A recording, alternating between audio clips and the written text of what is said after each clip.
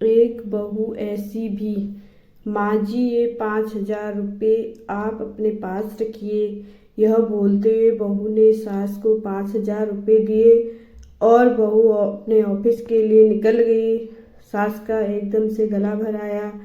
भरे गले से बोली, बेटी, मुझे इतने पैसे का क्या काम है? माँ जी, 1 महीना हुआ है हमें इस नए घर में आए। मैं रोज देख रही हूँ आपको कितनी चीज़ों के लिए पैसे लगते हैं। आप सब्जी लेती हो, फल लेती हो, काम वाली भी कभी आपको पैसे मांगती है। आप रोज सामने वाले गार्डन में घूमने जाती हो।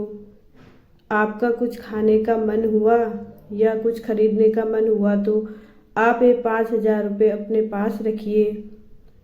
सास चेहरे पे मुस्कुराहट लाते हुए बोली, पेंशन के पैसे रहते हैं मेरे पास।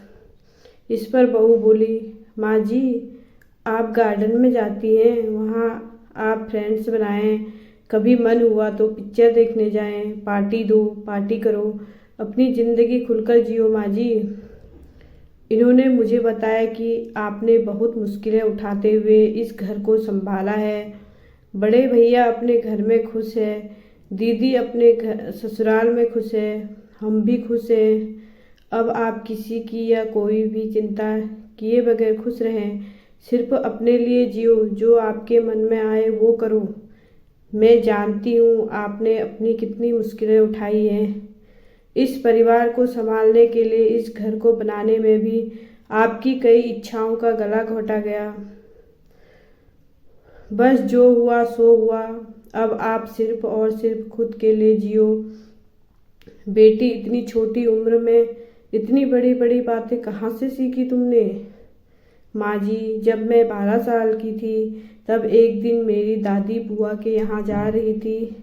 मेरी माँ ने दादी को 500 रुपये उनके हाथ पर रखे और बोली, वहाँ बच्चों को बाहर ले जाना, नानी की तरफ से कुछ खाने पीने पे खर्च करना, खिलौना देकर लाना।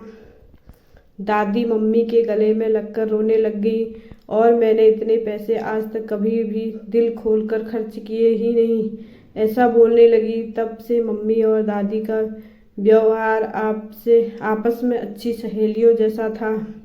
माँ जी, मुझे ये भी पता लगा है कि इस परिवार को संभालने के लिए आपको और अपनी जॉब को भी छोड़नी पड़ी। कितना बुरा लगा होगा आपको, कितनी इच्छाओं महत्वाकांक्षाओं का दम घोटना पड़ा होगा।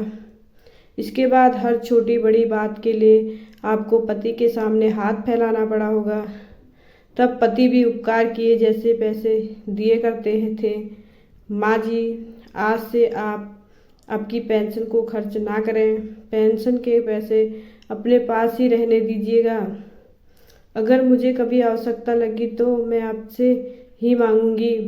बस बेटी, सब कुछ आज ही बोलेगी क्या? तुझे ऑफिस में देर हो रही है, जल्दी जा। मुझे बोलने दो माँ, यह भी मैं अपनी खुशी के लिए ही कर रही हूँ।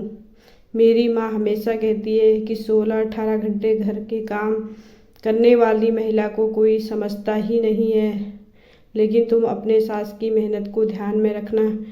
प्यार बोओगी तो प्यार ही उगेगा। सास ने डबडबाई आँख से बहू को गले लगाया और आँखों से ओझल न हो तब तक दरवाजे में खड़ी रही। बहू के आने पर मैं इस घर की चारी दीवारी से बंद रह जाऊंगी, ऐसे सोचा था, पर बेटी तूने तो दरवाज़ा खोलकर मुझे बाहर का आसमान दिखा दिया। कहानी में आपकी क्या राय है? आगे ज़रूर बताएं। लाइक शेयर सब्सक्राइब करना ना भूलें। Thanks for